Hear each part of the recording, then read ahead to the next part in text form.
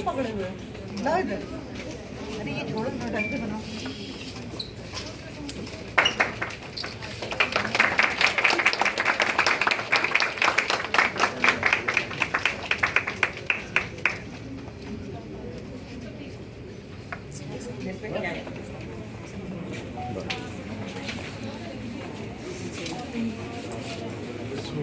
Welcome to the advanced facility, ma'am. So we have a lot of different technology.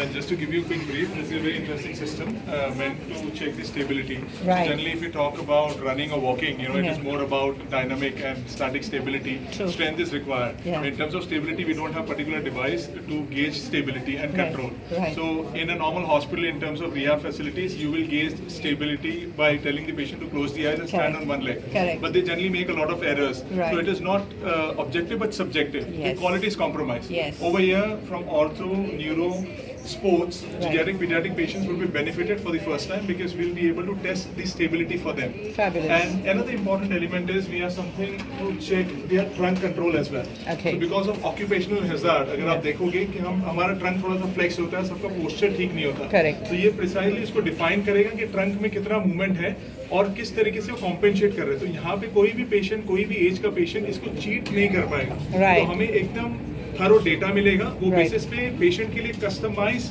Rehab plan बनेगा पहली बात. और जो rehab और रिकवरी है, क्वालिटी रिहैब रिकवरी, उसका टाइम भी कम होगा and we will get better prognosis outcome. Fantastic. अगर मैं बात करूँ ये सिस्टम को लेके, ankle, knee joint, hip joint, spine related issues, सबका असेसमेंट इस पे होगा और ट्रीटमेंट भी इस पे होगा.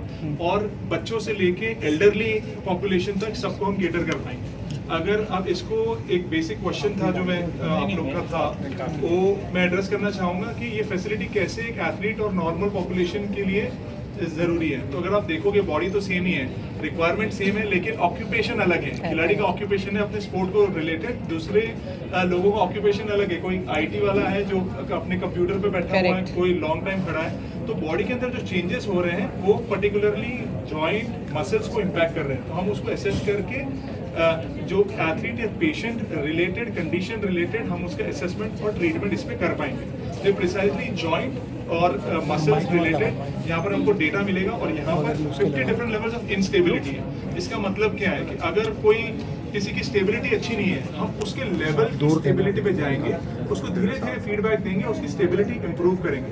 तो मतलब कोई 90 साल का पेशेंट भी आके सेफली अपना जॉइंट रिहैब पहली बार कर सकता है. पोस्ट सर्जरी अगर आप देखोगे कितने सारे सर्जरीज होते हैं, आपकी लिगामेंट सर्जरीज होती है, हिप सर्जरीज होती है, उसके बाद आप देखोगे कितने सारे पेशेंट्स का जॉइंट रेंज पूरा नहीं आ पाता. क्यों नहीं आ पाता? क्योंकि हम प्रॉपर्ली डायग्नोसिस नहीं कर पाते, रिहैब नहीं दे पाते. लेकिन यहाँ पर उसका प्रीहैब भी होगा. पहली बात मतलब सर्जरी में जाने के लिए उसका पहले प्रीहैब होगा, उसका एक डेटा मिलेगा और बाद में वापस हम चेक करेंगे पहले और बाद में क्या आउटकम.